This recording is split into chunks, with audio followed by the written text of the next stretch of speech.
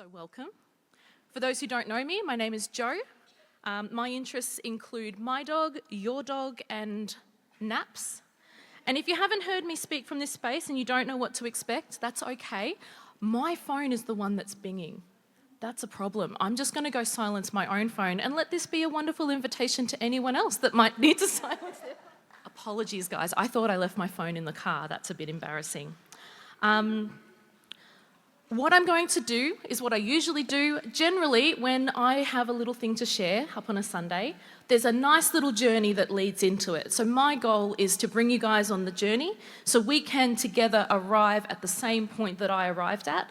Or if you disagree with me, that's also okay. But we'll go on the journey together and we'll see where we land. Okay. And I do want to mention I forego prayer before because I am hoping for a larger ministry time at the end of this today. So be prepared that it might require your participation. However, it is always an invitation. So when we do reach that point, if you don't want to be involved in any way, this is me saying right now, you don't have to be, okay? When we get there though, I'm hoping you might like to. So I started contemplating part of today's message. It was just a conversation between me and God back just before Christmas. And normally I would have slides up here to show you, but unfortunately my computer died. It was very sad, but it has meant that making slides on an iPad was too difficult. So I'm going to describe what I intended for the slides instead. And so the discussion with God started around the Jubilee year. Who's heard about the Jubilee year? Anything around that? A couple of hands have gone up, more than I expected actually, that's great. And the reason I started having a conversation with God around that was TikTok. Now this might be a different show of hands. Who here knows what TikTok is? Around the same amount, awesome. Who here has TikTok? Okay, that difference in hands was what I expected, so that's okay. To be fair, I only have TikTok because I used to work with some young people and they set up an account for me because they were referring to things that I didn't know about and they were disappointed in my lack of engagement with their memes and social media. So if you don't know, TikTok is an app, it's a short form content one, and it has little short videos that you can make and share with people. They often go with a background sound. Some of our generations in here might be more familiar with Instagram Reels. It's the same sort of thing, or YouTube Shorts. Long story short, it's a type of social media, uses videos as its content, and you just scroll through them, okay? And over the past couple of months, I have been between employment, which has been interesting, and has given me a lot of spare time, which means I have found myself wasting quite a lot of it doing things like scrolling on TikTok. Has anyone here heard the term doom scroll? Do you guys know that? Yeah, some people are nodding. It's sort of where you get into a habit and you just scroll and you scroll and you scroll and time passes and then you realise it's been an hour or two and you've just been looking at absolute chaff. So, maybe I'm guilty of doing that.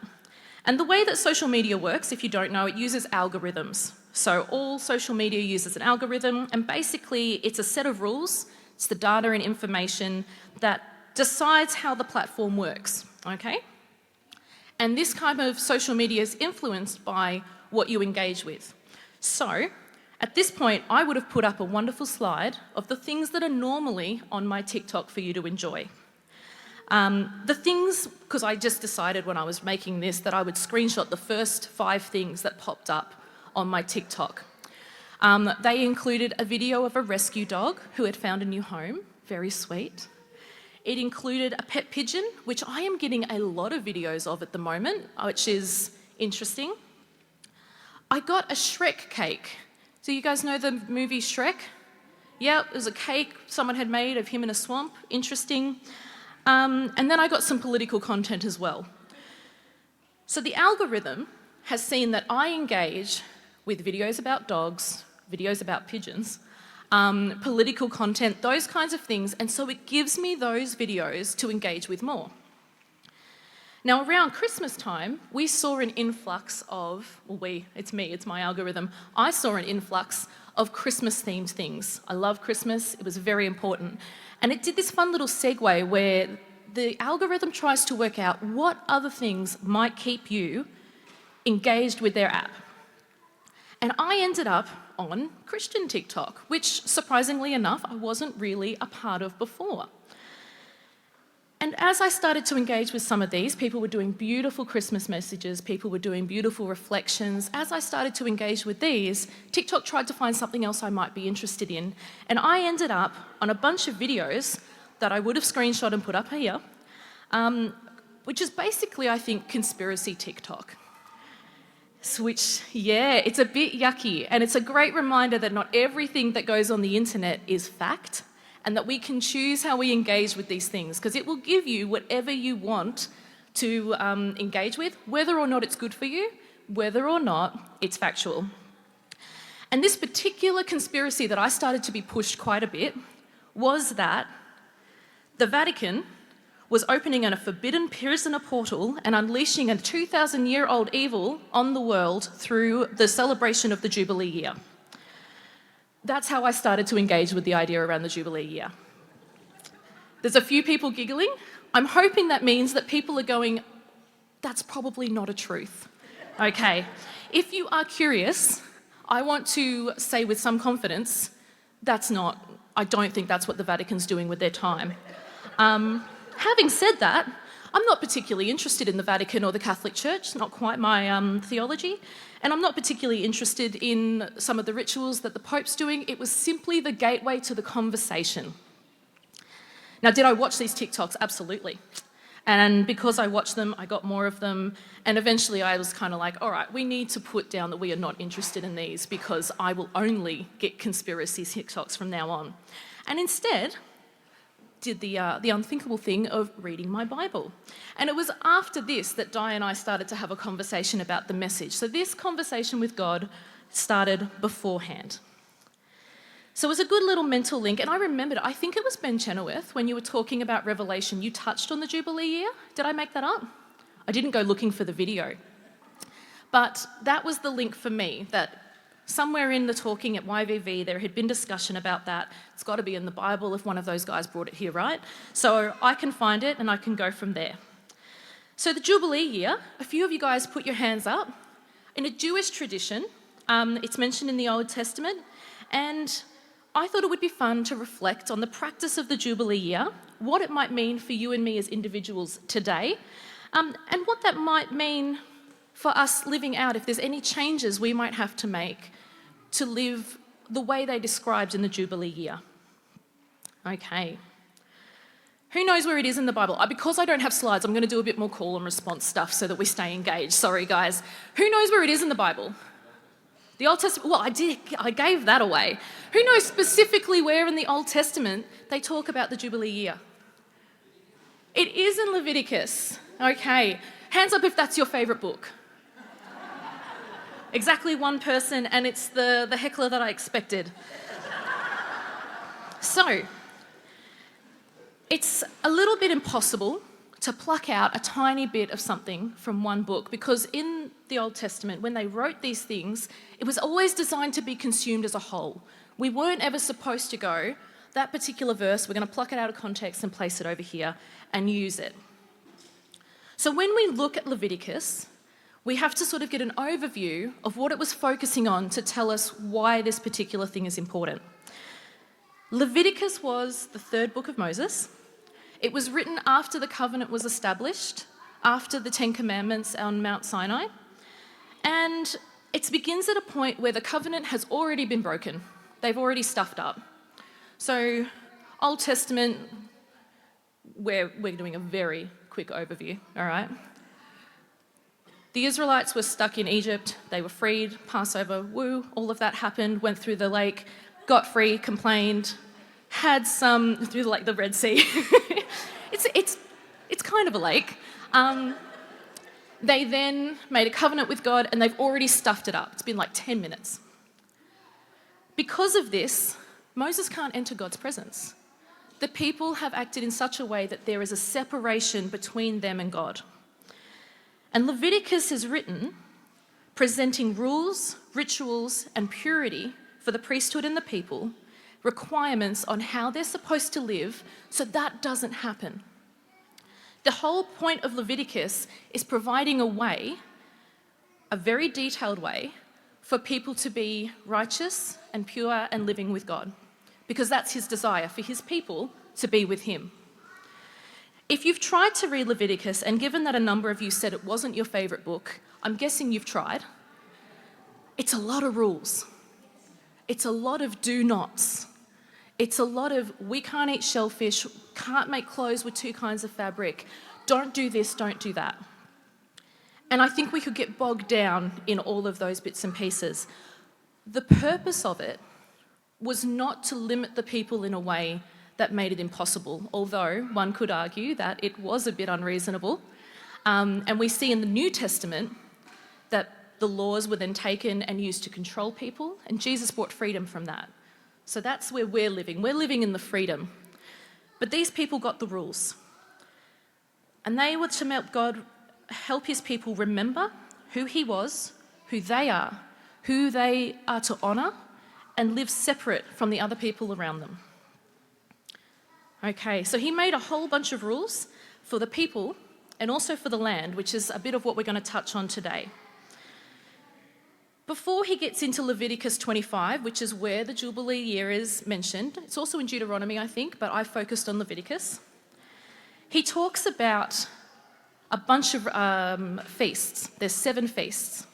We aren't focusing on those, but to set the context of what God's moving into, he created feasts that help us remember who God is and what he's done for the people. So that's the context. We've got all these purity rules. We move into a period of remembering who God is and how great he is. There's a few more rules. And then God starts to introduce some of the years that we're going to talk about. The first one he introduces is the Sabbath year. Who knows about the Sabbath year? Who knows about a Sabbath day? All right, so the concept is going to be very easy for you to get. Sabbath day is a day of rest. The Sabbath year is a year of rest for the land, not for the people necessarily. It talks about how in the 7th year, they would not harvest the land, not plough the land, and the land would be given time to recover. And he makes a promise that the people will be provided for in the year before that, so that they will have enough for the 7th and the 8th year while they have to plant and get enough to eat. So he starts by introducing this year that will happen every 7 years. And then he introduces the Jubilee year. So 7 times 7 is how many? 49. You guys are better at maths than me. So after 7 cycles of the 7-year period, there's 49 years that have passed. The 50th year is the Jubilee year. And it's called that because of Jubilee being the anniversary 50, not because it's a party year, which when I was younger, I thought it was a party year. I thought Jubilee must mean like jubilation and we're just going to have a big party. I was wrong. So I'm going to read from Leviticus. It's quite a large chunk of text. Normally we'd have the writing. I'm very sorry about the slides, but to keep you guys engaged, I want you to know that I found 2 priorities of God's through this verse. So I want you guys to be listening for what the priorities might be. If you want to read along, I'm using the Message version so we don't get caught up in the language, but we focus on what it is trying to communicate. And we're starting at Leviticus 25:8. Count off 7 Sabbath of years, 7 times 7 years. It's a bit like Dr. Zeus at the beginning. 7 Sabbaths of years add up to 49 years. Then sound loud blasts on the ram's horn on the 10th day of the 7th month, the Day of Atonement. Ring the ram's horn all over the land, sanctify the 50th year, make it a holy year. Proclaim freedom all over the land to everyone who lives in it, a jubilee for you. Each person will go back to his family's property and reunite with his extended family. The 50th year is your jubilee year. Don't sow, don't reap. What volunteers itself in the fields, don't harvest the unattended vines, because it's the jubilee and the holy year for you. You're permitted to eat from whatever volunteers itself in the fields. In this year of Jubilee, everyone returns home to his family property. If you sell or buy property from one of your countrymen, don't cheat him. Calculate the purchase price on the basis of the number of years since the Jubilee. He is obliged to set the sale price on the basis of the number of harvests remaining until the next Jubilee. The more years left, the more money, you can raise the price. But the fewer years left, less money, decrease the price.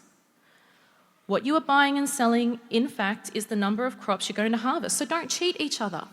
Fear your God. I am God, your God. Not me, royally. Keep my decrees and observe my laws, and you will live secure in the land. The land will yield its fruit. You will have all you can eat and will live safe and secure. Do I hear you ask, what are we going to eat in the 7th year if we don't plant or harvest? I assure you, I will send such a blessing in the 6th year that the land will yield enough for 3 years. While you plant in the 8th year, you will eat from the old crop and continue until the harvest of the 9th year comes in. We could read through all of this. I'm going to jump over a little bit because we will be here for a while. In verses 23 to 24, the land cannot be sold permanently. The land is mine and you are foreigners. You're my tenants. You must provide for the right of redemption for any of the land that you own. In 25 to 28, he talks about if your brother's become poor and has to sell his land, the nearest relative is to come and buy it back. It talks about not having enough money to repay him. What he sold remains in the possession of the buyer until the Jubilee, and in the Jubilee, it will be returned and he can go back to live on his land. In 29 to 31, it speaks of selling houses and when no one can redeem it, and when things can be returned, if not in the Jubilee year, that they will be returned and redeemed during the Jubilee year. It speaks about the rights of property for the Levitical people, so the people who are working as God's servants. He also talks about what you do if your brother becomes indignant and cannot support himself. God says help him, the same as you would a foreigner or a guest, so that he can continue to live with you in your neighbourhood. He talks about not gouging them with interest charges, but to keep in reverence of God and to help your brother. He mentions multiple times, don't take advantage of his plight by running up big interest charges on his loans, and don't give him food for profit. I am your God who brought you out of Egypt to give you the land of Canaan and to be your God. If one of your brothers has to sell himself into slavery to you, don't make him work as a slave. Treat him as a hired hand or a guest among you. He will work until the Jubilee, and after that, he can go back and his children will be set free and return to his ancestral land with his extended family. Don't tyrannize them. Fear your God.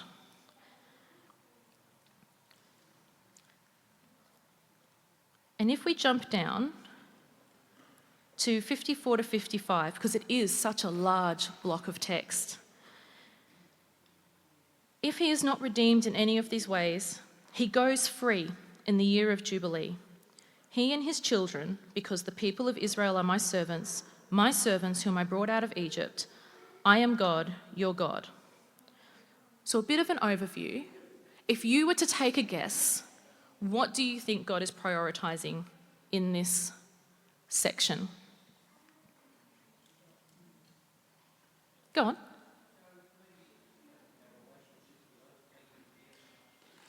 Taking care of us? Others, taking care of others. You're heading in the right direction of my 2-word points. Shuri? Taking care of the poor? Yup. So there is definitely a focus on looking after people and being honourable in how we interact with people. Okay, too good of an answer. We're going to ignore that one. Okay. Very short overview. Promising provision for respecting God's rules, letting the land rest, and then God speaks about forgiving debts, returning land to its original families, and freeing slaves.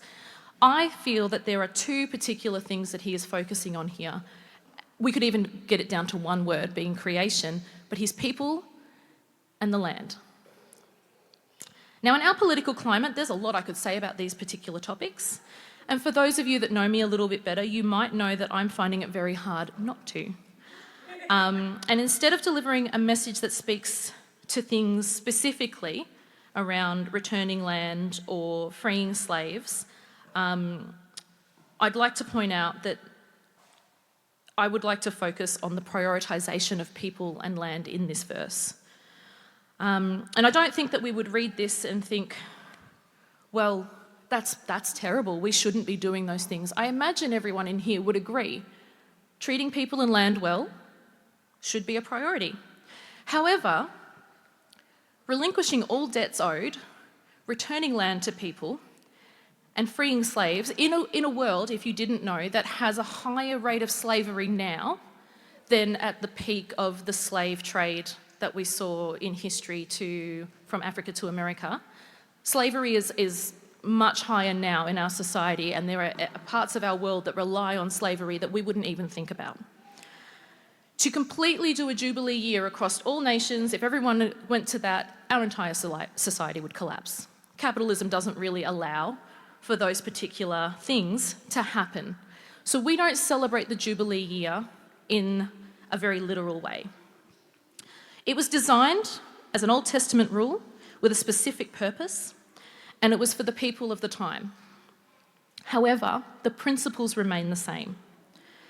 And we get to act out the priorities that God made very clear in the Old Testament, but in a New Testament way. Jesus fulfilled the law. All of these rules, like not eating shellfish, thankfully, are no longer something we have to abide by. So we can have a seafood banquet and we can still honour God, and it's very exciting. But I do not believe that God is going to negotiate on whether or not we prioritise his creation, his people and the land.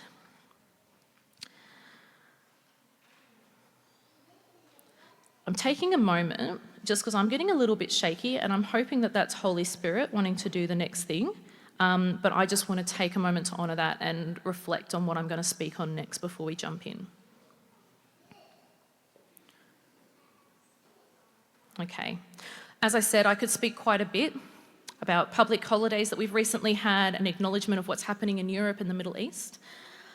And we empathise when we hear the stories that people share from those places.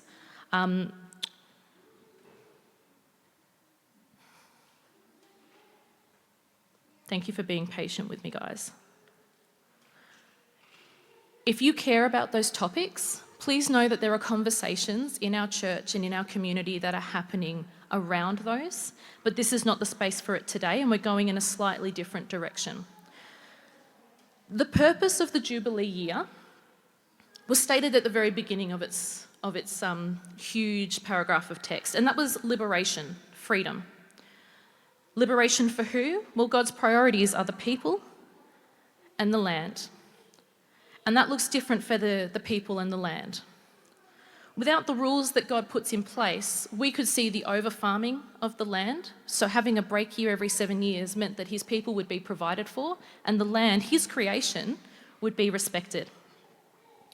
It also meant that they could combat things like intergenerational wealth hoarding and insurmountable debt that people might find themselves in and unable to ever get out of that, which would lead to particular groups of people, perhaps families in this instance, completely disadvantaged within their society and unable to go forward and operate as free members of the community. God's liberation and redemption extended to both the people and the land so that they could work together. Sorry guys, still a bit shaky.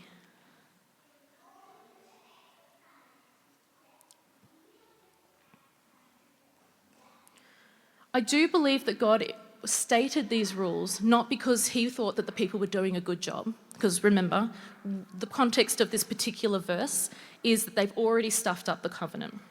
So recent history suggests that they're not going to be great at that. He can see that there is opportunity for his people to take advantage of his fellow man, gouge prices, raise interest, all of these things that he believes are incorrect, which is why he mentioned them by name. I'm sure there were plenty of other things that he could have mentioned specifically. And if we go through all of Leviticus, again, a lot of rules. There's a lot of expectation placed on his people and his priesthood. But it protected God's chosen people to have generations of indebted servitude that they can find no way out of, that people would respect their resources, that they would be able to have an economic reset every 50 years so that there was liberation and redemption, which seems like an interesting thing to include in a book that's designed to help people remain in covenant relationship with God, to be holy and clean. Ritual cleaning, not eating things that were supposed to be unclean, operating in a particular way makes sense from a spiritual standpoint. So why would God take time to put in a reset that affects the economic situation for his people? Humans love a rule, okay? Do you guys like a rule? Sometimes? All right, I'm gonna guess that you guys, I think you do love a rule, but you don't know until the rule is broken. If you see someone that's perfectly able-bodied parking in a handicap bay, how do you feel? All right.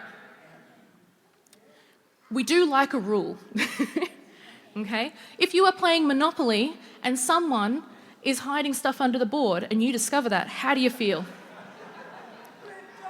Ripped off. Family Monopoly ends in an earthquake, just throw the board off. We like rules because rules can set out safety and boundaries that we can operate safely within. Unfortunately, we sometimes like a rule so much that we cage ourselves in with far too many rules.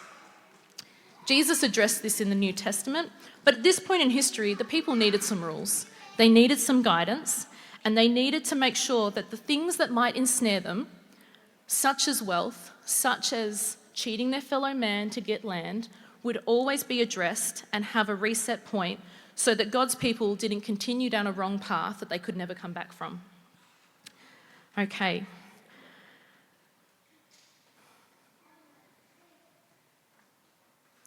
I'm so aware that for you guys, it must be very weird that I keep pausing. And part of the reason is I really want to get to ministry time, and I'm focused on that. And as much as I would like to go through all of my notes, I'm starting to feel that I need to direct towards that space. So if it feels a little bit disjointed, I want to apologise, but I'm trying to follow God's leading in this. Which I'm a bit annoyed about, actually. Because we did a lot of work, okay? So this is going to be a bit more conversational because I'm going to have to jump into 3 points. Now, the Jubilee year, conversation, we're off notes now. It addresses servitude, slaves, it addresses land, and it addresses my third point. You guys were listening? Thank you. People, excellent. The point that I got to in my conversation with God, long before we started to put this together, was around the forgiveness of debt, was around rest, and was around the ability to receive.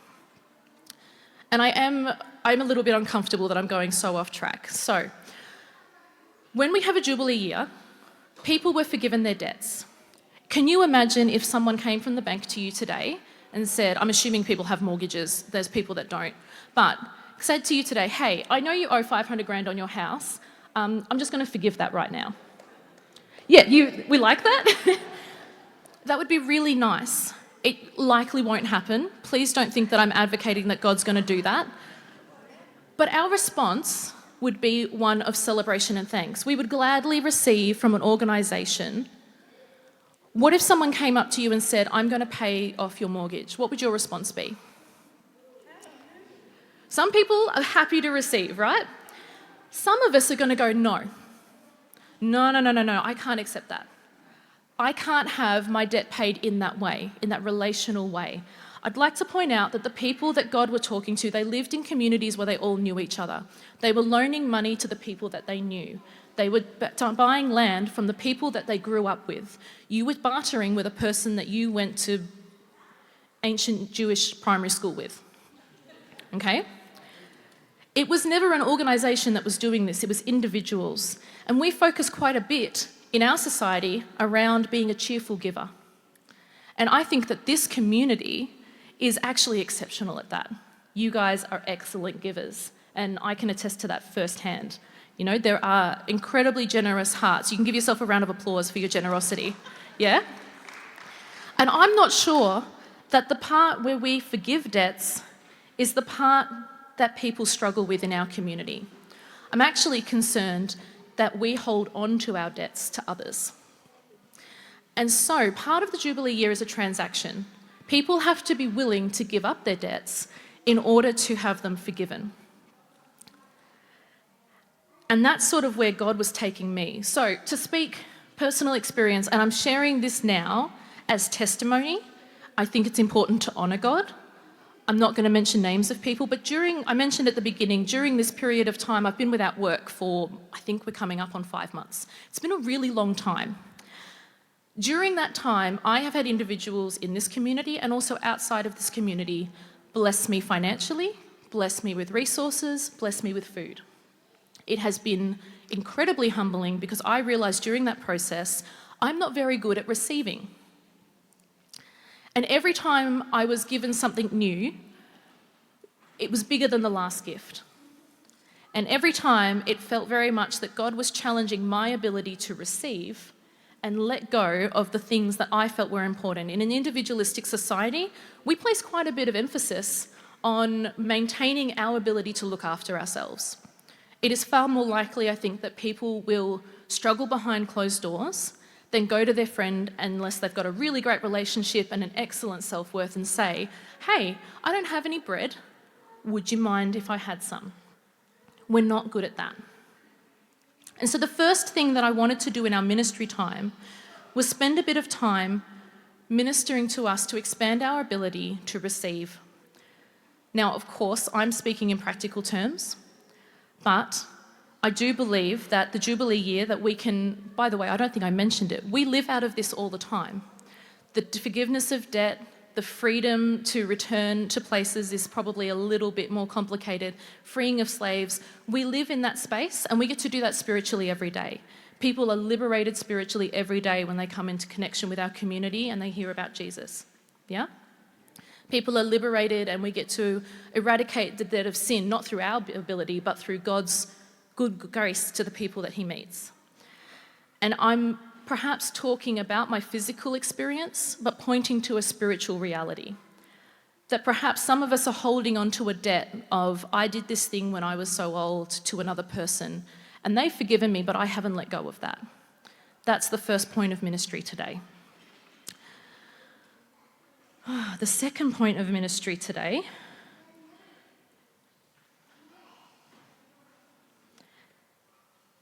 sorry guys, I'm getting real riled up, is around rest. The second point was brought into mind because even the ground has to rest. Even the ground has to take a year every 7 years to allow its nutrients to be restored, for God to do what it needs to do, to not be worked hard.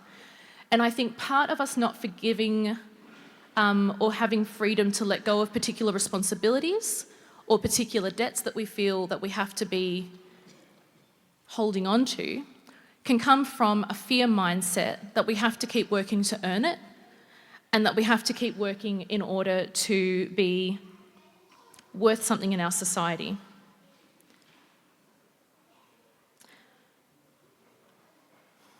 I'm just checking in and asking God if there's anything else specific that we want to focus on today, because this has gone a little bit different to what I expected. All right. Because it's gone off the rails. It's not off the rails. It feels so off the rails because I know what I wanted to say. I have my notes. Guys, you don't know how I read up on stuff. I was reading amazing things online. I found a beautiful study that I was going to reference. I've got books. I read books, guys. And so I really wanted to talk through the process that I got there, but I do feel that I think we're going to jump into a ministry space. So the way we're going to do this, because I think it's always good to know what we're going to do so we feel safe, because this could be a vulnerable moment, is we are going to, introverts relax, stay in our spots, and we're going to do some private time with God. And what I want you to ask him about personally is, do either of these things resonate with me? Am I not rested right now? Am I trying to do something outside of the cycles that God has put in place? Because remember, we're supposed to rest once a week, not once every 7 years. So there's a higher mandate on us to be resting and remember our dependence on God and not pushing. Or am I holding on to a debt that should have been forgiven, perhaps has been forgiven, and is hindering my ability to receive in other ways? So we're going to take just a moment. You're going to do that personally, and then we're going to do some ministry time together, and I'll walk you through, but I don't want to give you too much info just yet. All right? Awesome. It's an easy question. I'll get to that, don't worry. Thank you.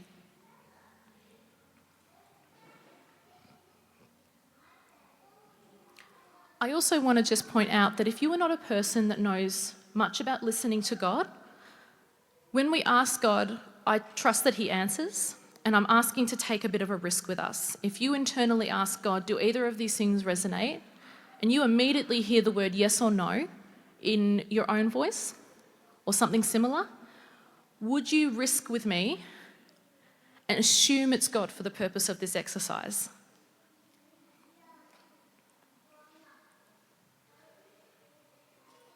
Okay. For those of you that can stand comfortably, would you like to stand?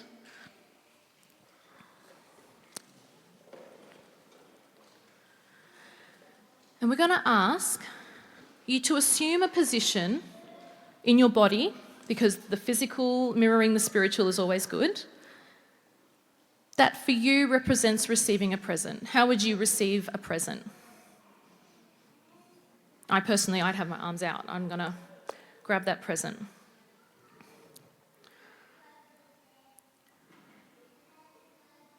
And we're going to start by acknowledging that there are two things that might be contrary to God's plan occurring in our bodies and our minds. We might be operating from a place of pride where we know best. We know that we have to hold on to this thing that we've deemed too great to let go of, or holding on to something like an image of ourselves that is so strong that we do not need assistance from God or the people around us. And what I want you to do is, in those receptive hands, I want you to imagine what that thing might look like. Perhaps it's in a box. We're using our sanctified imaginations for this purpose. And when you are ready, I would like you to ask God to accept this particular thing back. And you can make a motion of giving it back. You can drop it on the floor and stomp on it. I don't mind what you do, but I need it to be your choice if you're ready to give that up.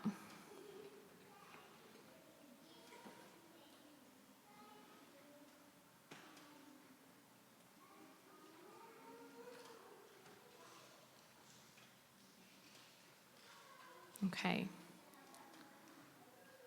God, we thank you for the teaching that you've put in your Old Testament that helps guide us now as we're living in a new reality with Jesus.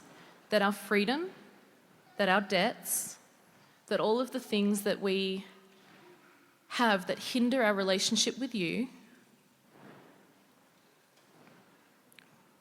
are able to be given up. And in this moment, those of us that are partnering with this are choosing to let go of our pride, of our self, of the things, the ideas that we are trying to maintain in a public eye, the things that are occupying our hands right now. We give them back to you. We know that they didn't come from you. We recognise that it is an enemy's attack, and we choose not to partner with it anymore. At this point, you guys should have empty hands in your mind's eye. And now what I'd like us to do is to visualise the thing that is the antithesis of whatever it is you've just given up. Was it unforgiveness?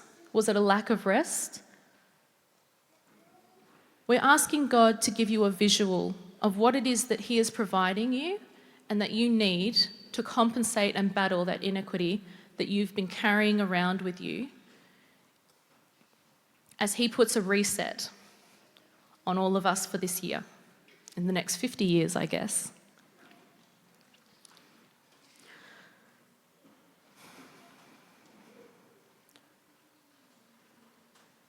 For some of us,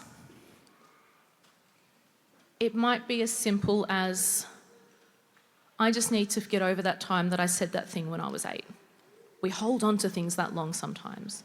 For others, it's going to be equally profound, but perhaps a little bit more detailed. We've let go of the things that might keep those things in our mind and in our heart. And so we'll ask God now that you would minister in whatever way you see fit to that particular debt that's being rectified, and fill us with whatever it is that you have prepared for us instead.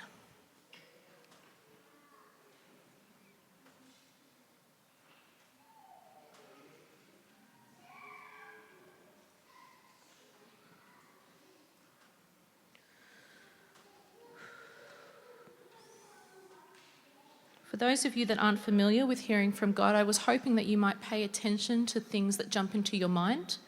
It might be an image, it might be a sensation in your body, it might be a smell. And pay attention to what it is that God is blessing you with instead.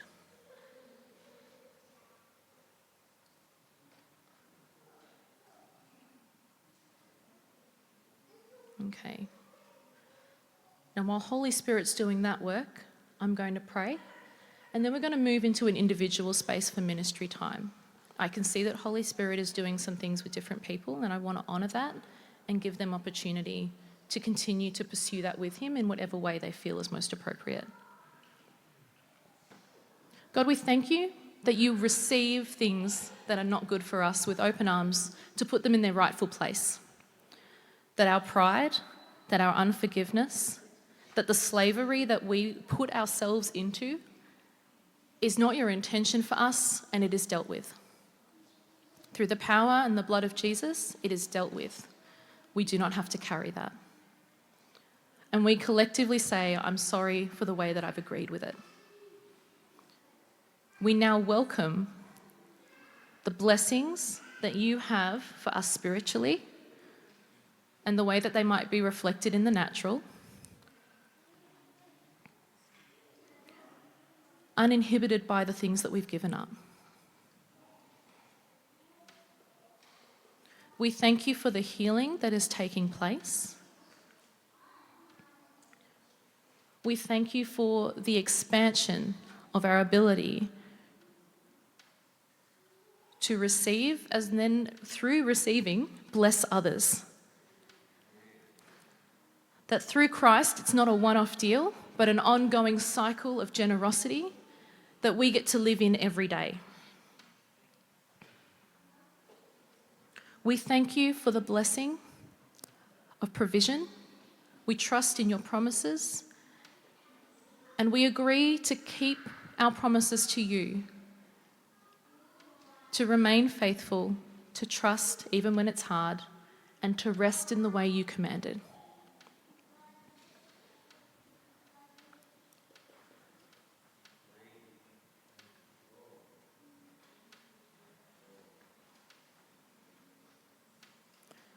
We declare liberty over the people of YVV.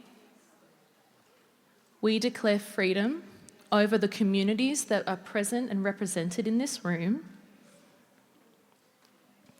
And we declare our priorities for people and your creation also our priorities, and that will be reflected in the way that we live. And we pray this in Jesus' name.